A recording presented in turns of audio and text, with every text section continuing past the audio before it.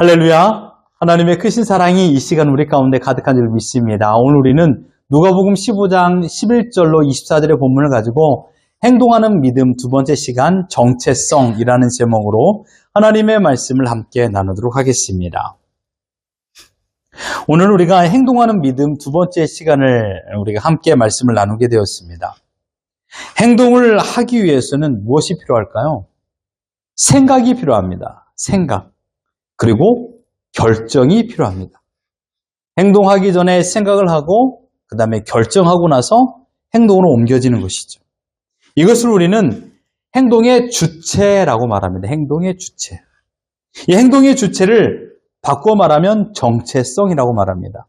어떤 생각을 가지고 있느냐에 따라서 어떤 행동이 나오나. 이게 바로 정체성이라는 것이죠.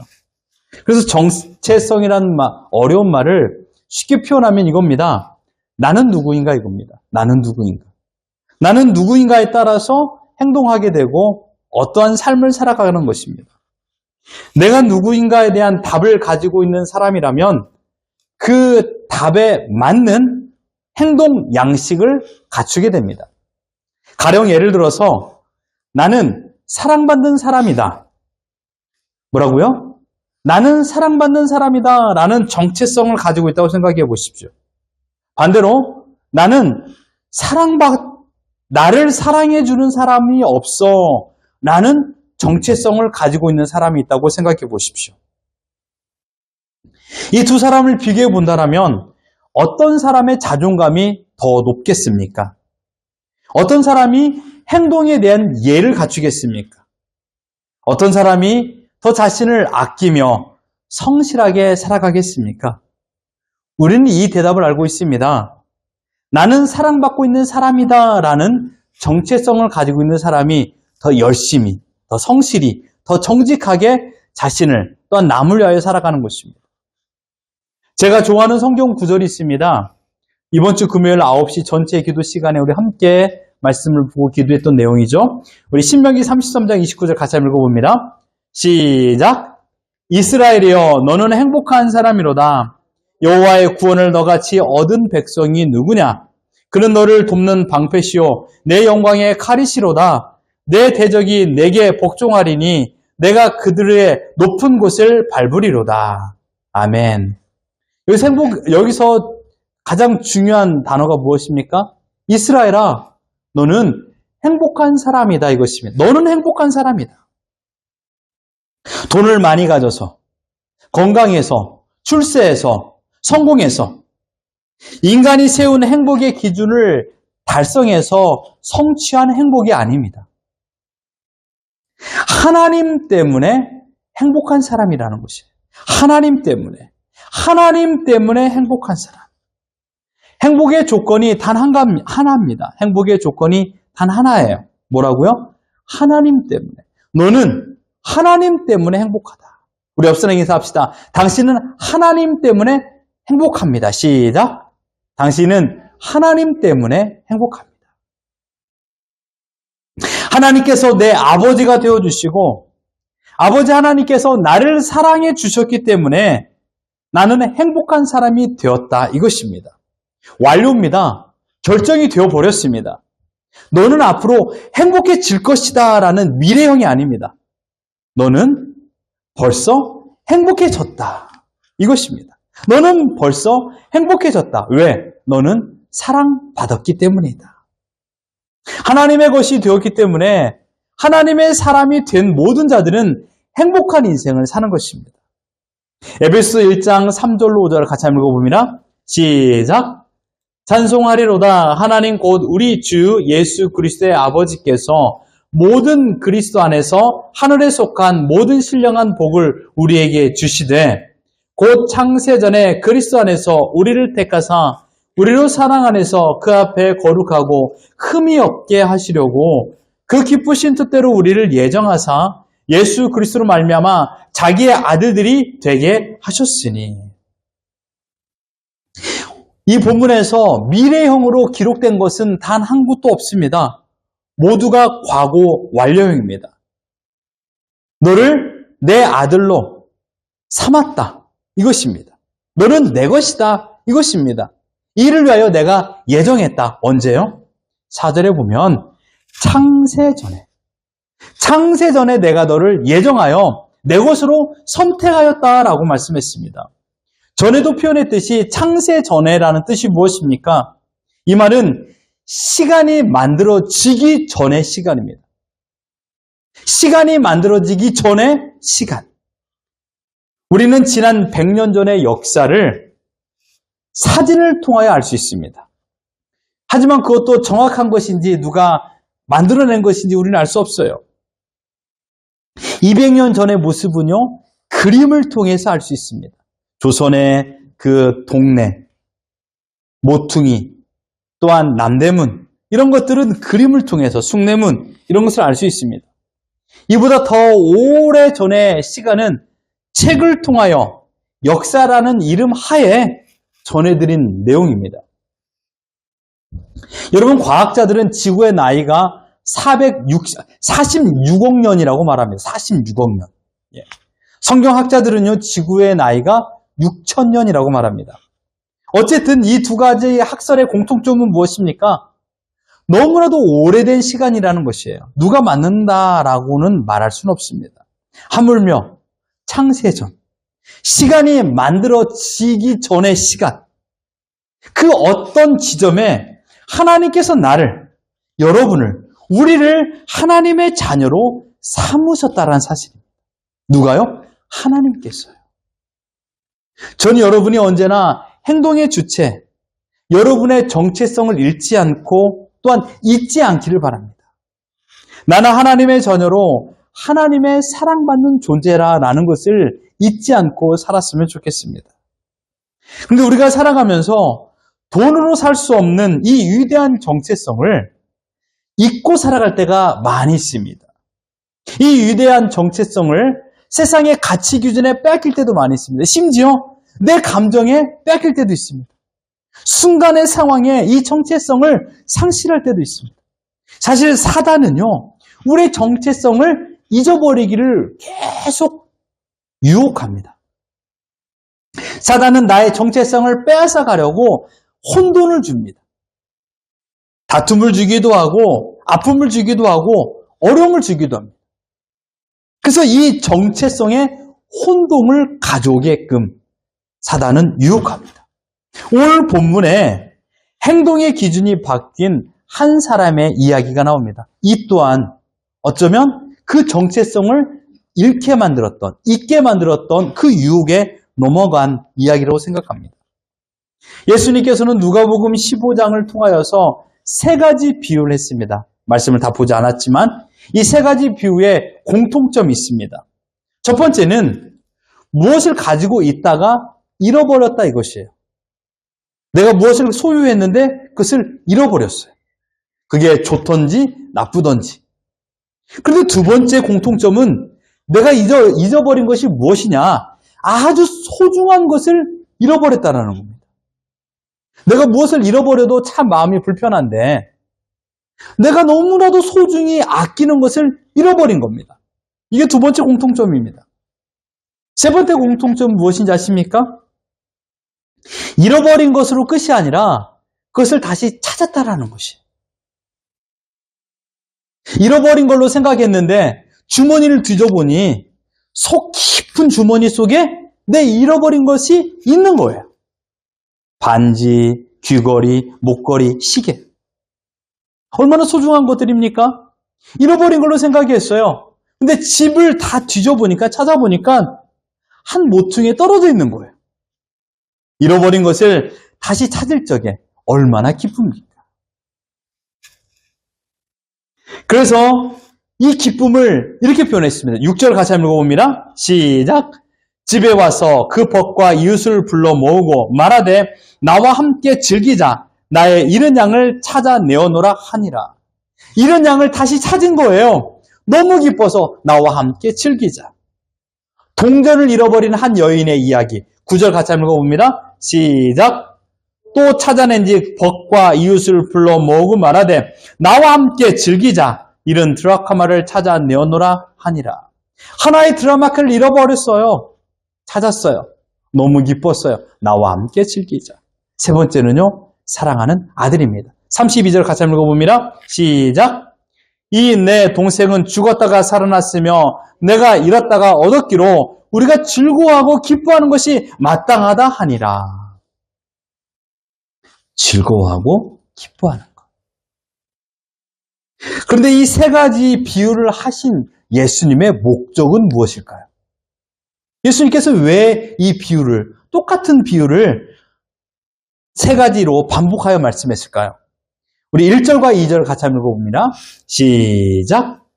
모든 세리와 죄인들이 말씀을 들으러 가까이 나오니 바리새인과 서기관들이 수군거려 이르되 이 사람이 죄인을 영접하고 음식을 같이 먹는다 하더라. 그 당시 종교 지도자들의 시각을 보면요, 그 시각으로 예수님을 보면 예수님의 행동은요, 히브리 민족주의의 기강을 무너뜨리는 행위였습니다. 유대 사회에서는 1절에 보면 세리와 죄인들을 매국노와 더 나아가 사회를 극악하게 만드는 요소로 치부했습니다. 심지어 유대 사회의 가장 부정부패의 원인이라고 이 세리를 지목했습니다. 그래서 이 세리와는 함께 대화도 식사도 하지 않으려고 했던 것입니다. 그런데 주님은 어떻게 했습니까? 세리와 죄인들과 함께 영접하고 음식을 나눈다라고 표현했습니다. 그러니 종교 지도자들의 시각으로 봐서는 예수님은 우리의 문화를 깨트리는 민중 선동가로 취급받기 마련이었던 것입니다. 예수님께서 오늘 본문의 말씀을 하실 때가 십자가에 달려 죽으시기 두어 달 전쯤입니다. 이제 주님은 마지막 남은 시간에 최고 중요한 이야기를 전달하기를 원하셨습니다. 즉 아버지의 마음을 전달하기를 원했던 것입니다. 특별히 하나님을 제일 많이 알고 있다고 자부하는 바로 종교 지도자들에게 비유를 통하여서 하나님 아버지의 마음을 전달했습니다. 오늘 본문은 세상의 유혹을 받아 세상으로 나가버린 이런 아들이 다시 아버지를 되찾는 그 비유의 말씀입니다. 이것을 우리는 탕자 이야기로 잘 알고 있습니다.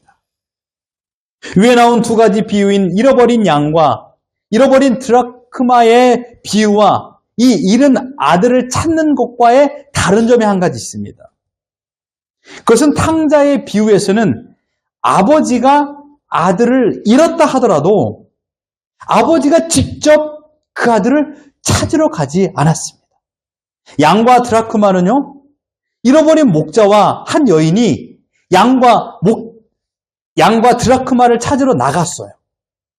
그러나 아들이 집을 나갔을 적에는 아버지가 찾으러 가지 않았어요. 양이나 드라크마는 인격체가 아닙니다. 하지만 탕자는 사람이죠. 인격자입니다. 자신이 생각하고 결정하고 돌이킬 수 있는 인격체인 것입니다. 어쩌면 여기에서 우리는 아버지의 사랑을 또 느낄 수가 있는 것 같아요.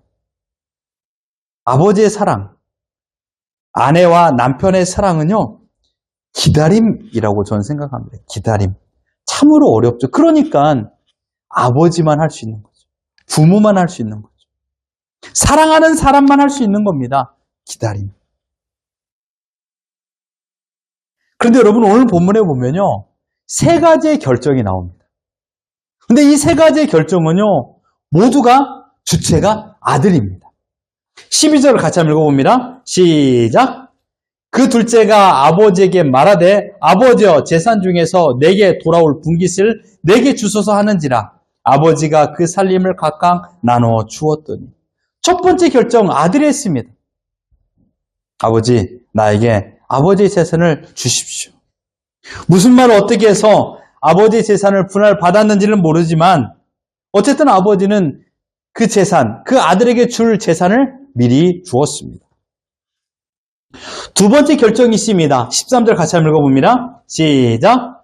그 후 며칠이 안 되어 둘째 아들이 재물을 다 모아가지고 먼 나라에 가 거기서 허랑방탕하여 그 재산을 낭비하더니.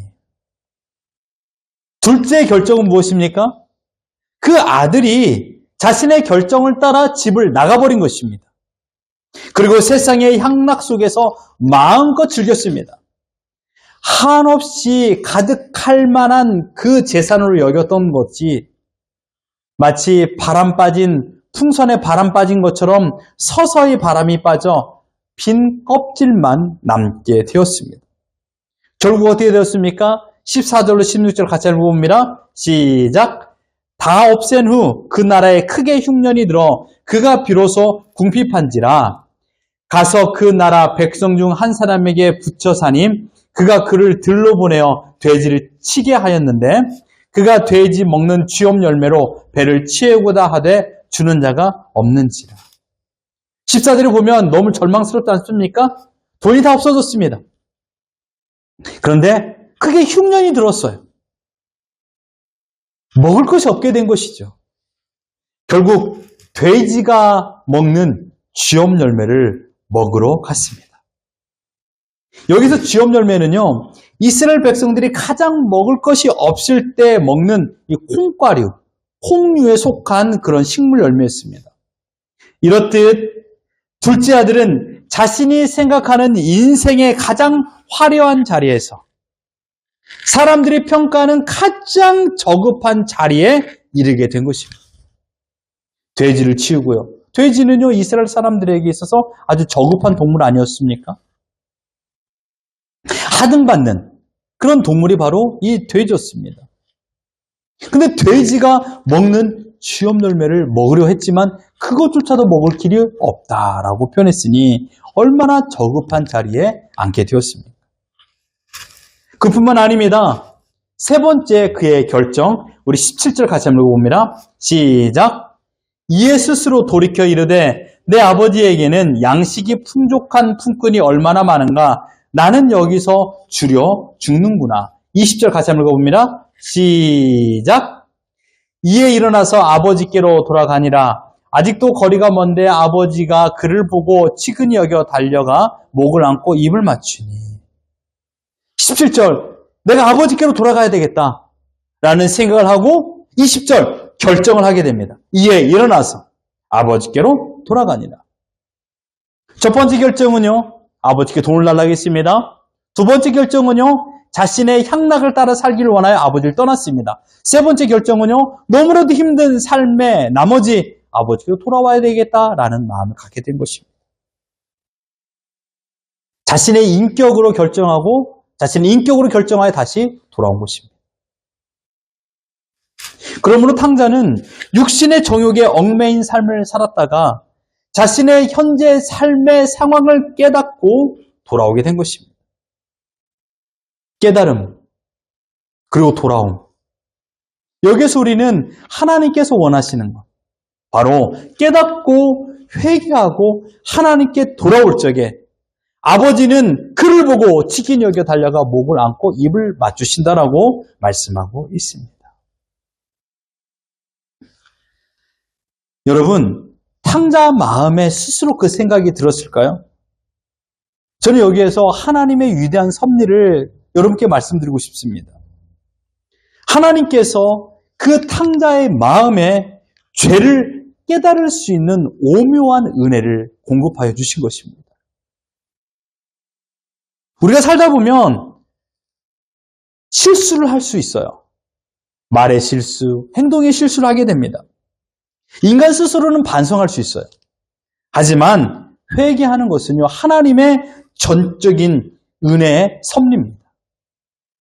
그래서 먼저 마음에 반성을 하고 회개한 사람은요, 먼저 손을 내밉니다. 미안해, 내가 잘못했어. 엄마, 아빠, 미안해 라고 말할 수가 있는 것이죠. 내 마음을 하나님께서 다스려 주시고 만져주시고 위로하여 주셨기 때문에 우리는 하나님께 회개할 수 있는 것이고 그 회개의 따뜻한 사랑으로 이웃에게도 내 가족에게도 손을 내밀 수 있는 것입니다. 지금 이 메시지를 예수님께서 누구에게 전하셨습니까? 바리새인과 서기관들입니다. 너희들이 보는 이 세리와 바리새인 같은 사람들이 어떻게 하면 좋겠느냐? 이들을 내리칠까? 이들을 심판의 구렁텅이에 밀어 넣을까? 이들에게 용서의 기회를 주지 말까? 아니다. 이들 또한 너무나도 소중한 존재들이다. 이들을 구출해야 되지 않겠니? 바리새인과 서기관들이 이 구출자가 누구인지 그 당시에는 몰랐을 것입니다. 나중에 이 지혜를 얻고 하나님의 사랑으로 깨달았을 것입니다.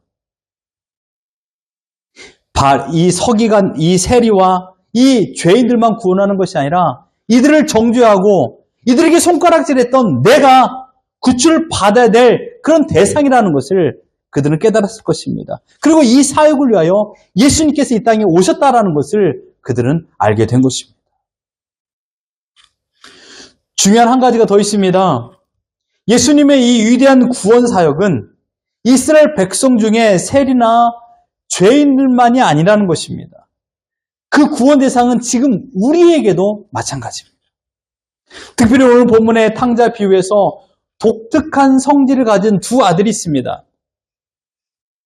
이들은 자신들이 아버지의 품에 있을 때나 진정한 가치가 빛나는 것을 몰랐습니다. 내가 아버지 품에 있을 때, 내가 사랑받는 대상이 될 때 가치가 빛나는 것을 몰랐습니다.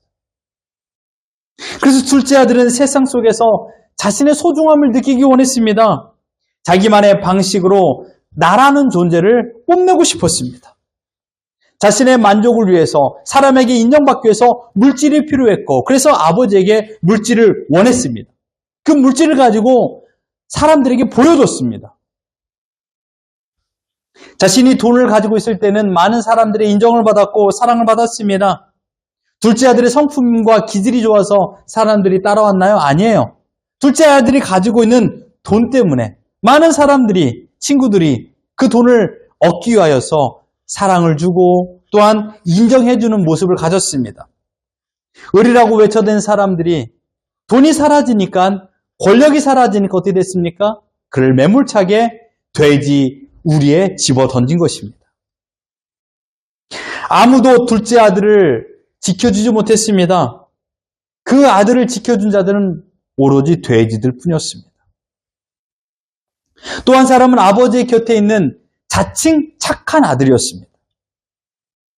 이는 아버지의 사랑을 못 받았다고 생각했습니다. 그러나 나는 아버지께 최선을 다하여서 봉사하였고 아버지의 명령을 거스르지 않았고 항상 아버지 곁에서 열심히 일했던 사람인데 어쩌면 둘째 아들의 결정과 불도저 같은 그런 모습과 나는 다 판이하게 다른데 왜 나에게 따뜻한 사랑을 주지 않습니까?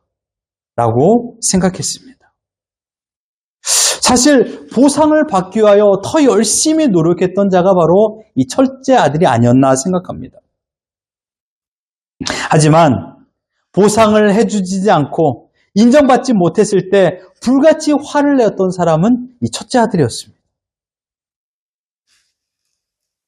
이 첫째 아들과 둘째 아들의 공통점은 아버지의 품 밖에 있었다라는 거예요. 첫째 아들이 아버지의 품에 있었습니까? 아니요. 저는 그렇게 생각하지 않습니다. 첫째 아들, 둘째 아들 모두 다 아버지의 품 밖에 있었어요. 그래서 빛을 잃고 자신의 정체성을 잃고 살아가고 있었습니다.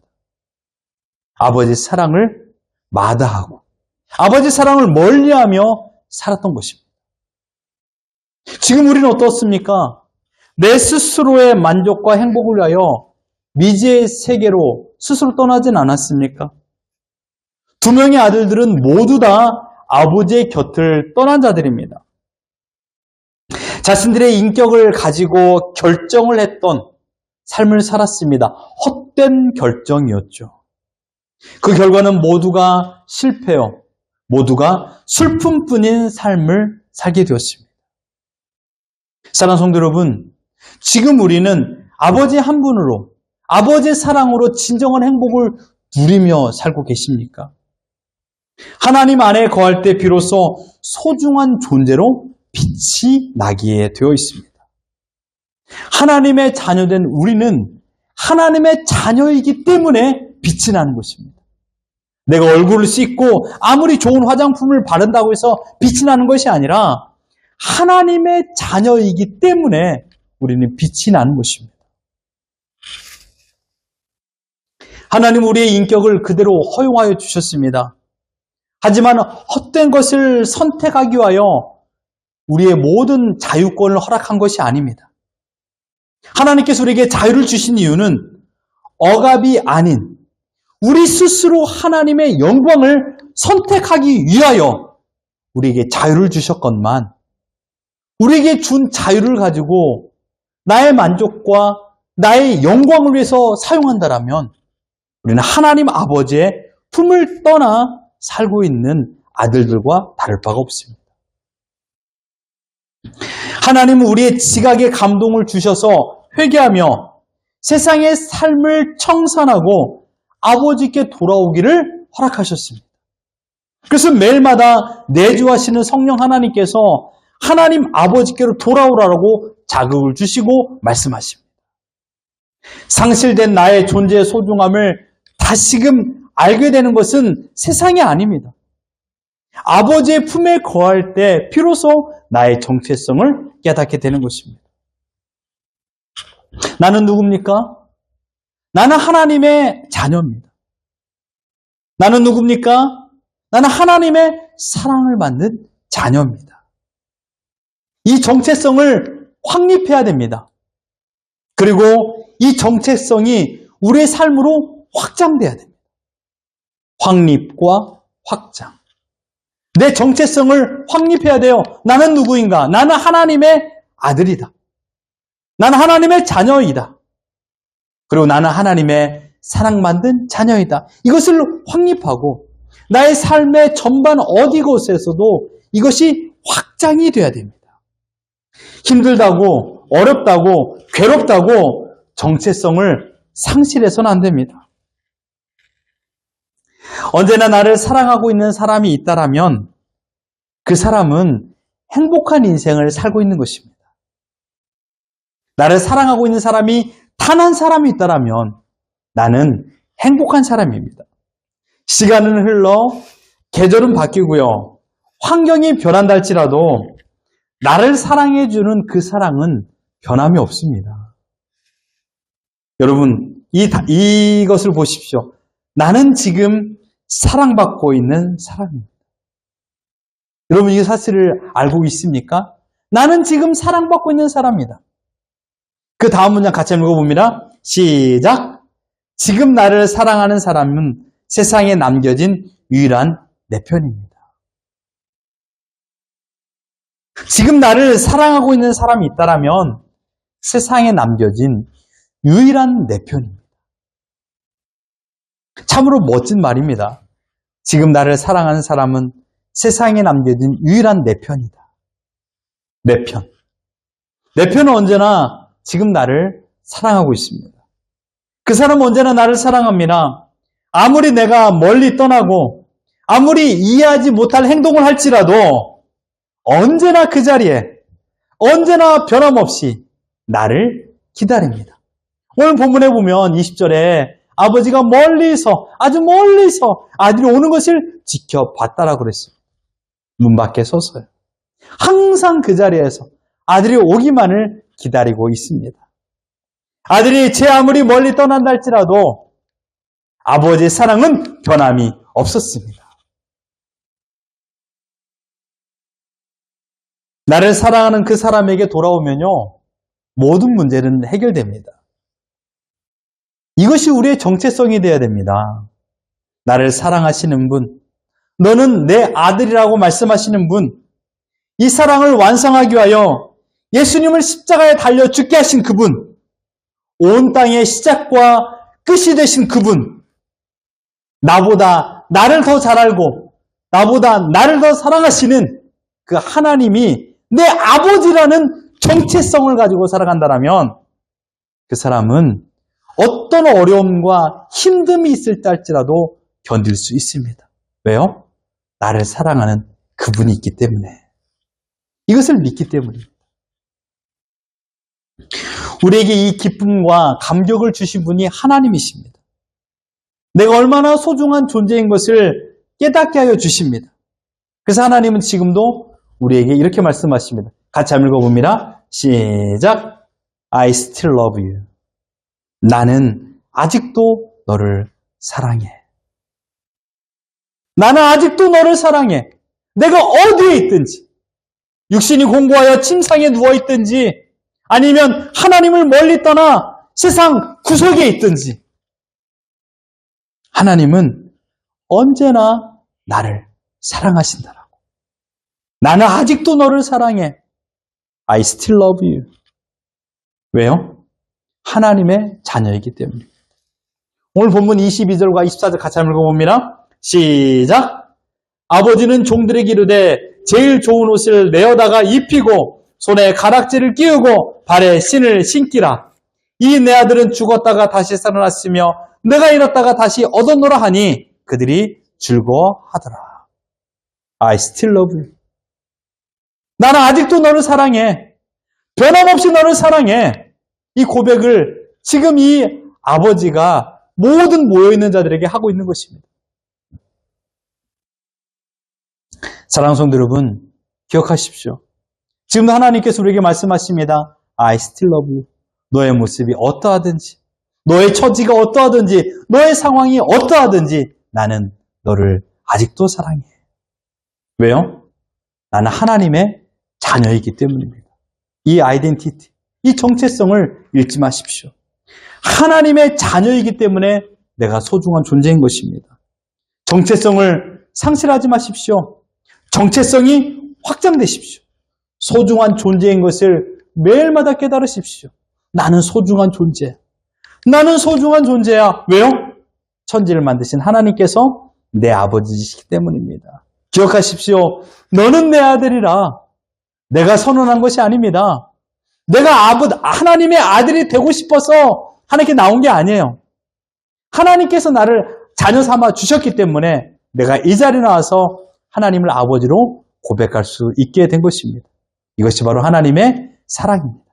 이 사랑을 받은 자로서 감사함으로, 감격으로 오늘을 살아가는 우리 모두가 되기를 예수 그리스도 이름으로 축원합니다.